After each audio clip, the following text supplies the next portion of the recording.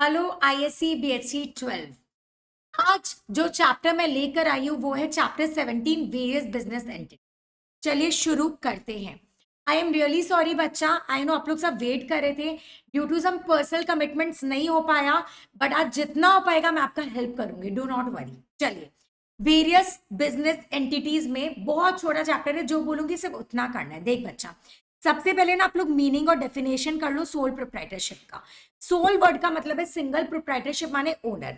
तो इसका ना अपना क्या है, सोल प्रोप्राइटरशिप और इंडिविजुअल प्रोप्राइटरशिप एक फॉर्म है बिजनेस ओनरशिप का। सबसे पहले चाहे वो सोल है, चाहे वो पार्टनरशिप है, चाहे वो कंपनी, ये सब क्या फॉर्म्स है। क्या है फॉर्म्स? देखो, form of business ownership, business को ओन करने का तरीका है। कोई सिंगल हैंडेडली करता है, कोई ग्रुप में करता है, लाइक दैट।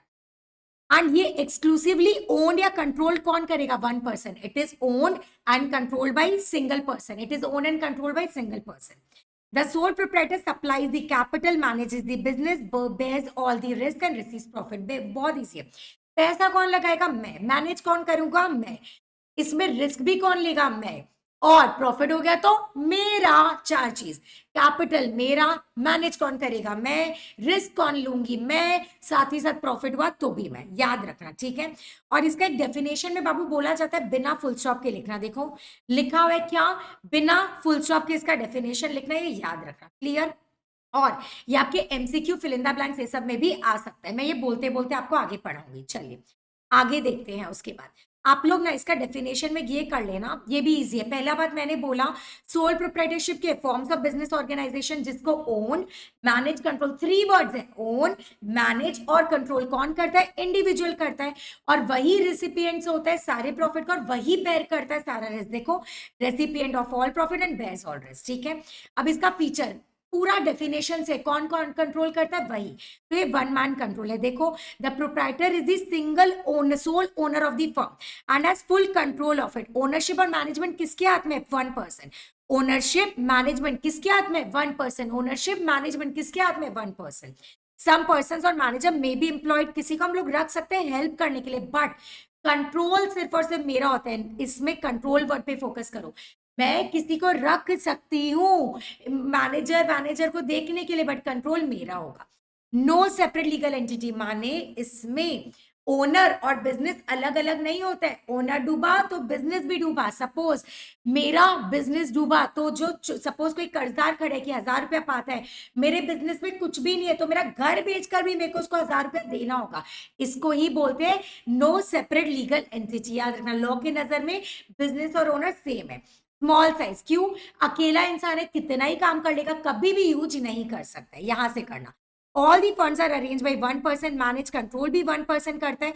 तो उसके पास लिमिटेड फंड्स होता है और लिमिटेड मैनेजरियल एबिलिटी होता है, इसीलिए स्केल कम। क्या आप लिखोगे? पैसा खुद का लगाता है, मैनेज भी खुद करता है, कंट्रोल भी खुद करता है, इसलिए लिमिटेड मैनेजरियल एबिलिटी होता है। मेरे अंदर एबिलिटी कम है मैनेज करने का, इसीलिए। नेक्स्ट, फ्रीडम ऑफ ऑपरेशन, आराम से करो क्योंकि कोई लीगल फॉर्मेलिटी नहीं है, जो करना है करो।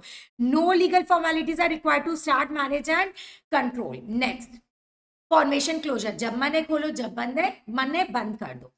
देर are no legal formality required, so there is no separate law governing, इसलिए जो करना है करो। अनलिमिटेड लाइबिलिटी, वो घर वाला एग्जांपल दी। अगर मेरा बिजनेस बिका और कर्जदार खड़े रहे, बिजनेस में कुछ भी नहीं है तो भी मेरा घर में आकर जो भी कुछ होगा वो बिक जाएगा, इसको बोलते हैं अनलिमिटेड लाइबिलिटी, माने पर्सनल एसेट्स भी बिकेगा। देखो, in sole proprietor the in sole proprietorship the sole proprietor is liable for all the debts. देखो, बिजनेस एसेट्स अगर सफिशिएंट नहीं है तो प्रोप्राइटर को पर्सनल प्रॉपर्टी भी बेचना होगा। लैक ऑफ बिजनेस कंटिन्यूटी, मर गया, पागल हो गया, कंगाल हो गया तो बिजनेस खत्म। देखो, डेथ, इंसॉल्वेंसी, इनकैपेसिटी माने पागल हो गया, इसका डायरेक्ट इफेक्ट होगा। यहीं पर सोल प्रोप्राइटर खत्म। हम लोग पार्टनरशिप सीखेंगे, ये डीड के बारे में पढ़ना बहुत important. A partnership is an association. Association माने ग्रुप, किसका? Of two or more person who agree to carry on some business jointly and share its profit and loss. जो अग्री करता है कि हम लोग प्रॉफिट लॉस बांटेंगे अपना और साथ में काम करेंगे, और वो लोग अपना फंड्स एक्सपीरियंस को साथ में लेकर चलते हैं। The person who enter into partnership are individually called partners, and उसके साथ को हम लोग बोलते हैं फर्म्स। क्या बोलते हैं? साथ में फर्म्स। अब एक होता है पार्टनरशिप, वेरी इंपॉर्टेंट, साथ में इंपॉर्टेंट बोलती है द टर्म्स, कंडीशन, रेगुलेशन जो पार्टनरशिप को गवर्न करता है। वापस, टर्म्स, कंडीशंस रेगुलेशन जो गवर्न करेगा किसको, पार्टनरशिप को, हम लोग उसको क्या बोलेंगे, पार्टनरशिप, जिसपे वो लिखा रहता है एक पन्ने पे, ठीक है। ये आउटलाइन क्या करता है, क्या राइट्स है, क्या रिस्पॉन्सिबिलिटी है, क्या प्रॉफिट शेयरिंग एंड एवरीथिंग, ठीक है। नेक्स्ट डेफिनेशन ऑफ पार्टनरशिप कर लेना, एक रिश्ता होता है, रिश्ता, partnership, ship, relationship between person who have agreed to share profit और लॉस, ठीक है। फीचर्स के, अग्रीमेंट, सुनना, दो वर्ड है, अग्रीमेंट, रजिस्ट्रेशन। सपोज तुमको ना किसी से शादी करना है, उसका मंजूरी तो लोगे, तो अग्रीमेंट कंपलसरी है, बट जब शादी हो गया, शादी का जो रजिस्ट्रेशन होता है, क्या वो कंपलसरी होता है? नहीं बच्चा, नहीं होता है, याद रखना। कर भी सकते हो, नहीं भी कर सकते हो, याद रखना, बट अग्रीमेंट तो लोगे। यहाँ पे भी सेम है, देख, partnership is an agreement between 2 और मोर पर्सन, मिनिमम 2 पार्टनर है, मैक्सिमम 200, याद रखना 200। लीगल बिजनेस होता है, बोलेंगे चल आज हम लोग पार्टनरशिप करते हैं, बच्चा छोड़ेगा, चल, ये सब पार्टनरशिप नहीं कर सकते, देखो must be legal.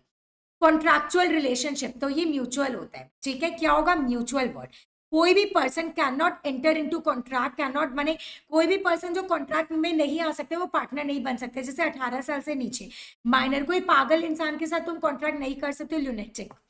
Profit motive होता है, देखो अगर मैं बोलूंगी कि अनाथ आश्रम खोल रहे समथिंग, तो यहाँ तो मेरा वेलफेयर मोटिव है। कभी भी बच्चा मोटिव जिसमें वेलफेयर हो वो कभी भी पार्टनरशिप में नहीं आएगा, याद रखना, लाइक ऑर्फेनेज, चैरिटेबल ट्रस्ट, ये सब। नेक्स्ट है principal agent relationship, very important. इसमें सबसे इंपॉर्टेंट है पार्टनरशिप में प्रिंसिपल और एजेंट का रिश्ता।